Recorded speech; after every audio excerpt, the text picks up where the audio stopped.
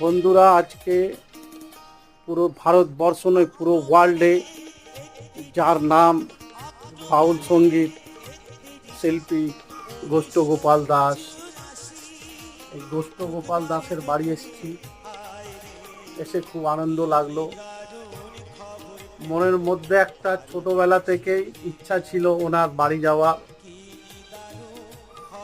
আমাদের নদিয়া জেলায়, কলকাতা নদিয়া জেলায় বগুলা গ্রামে আমি এসেছি ওনার বাড়িতে। কেউ তো নেই বাড়িতে, কিন্তু ভাগ্যবশে ওনার ওয়াইফের সঙ্গে দেখা হলো।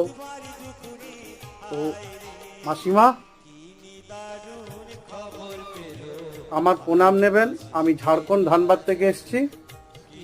অনেক ইচ্ছা ছিল আপনার সঙ্গে দেখা করা, সেই জন্য দেখা করতে এসেছি। আমারও খুব ভালো লাগলো তোমাদের সঙ্গে দেখা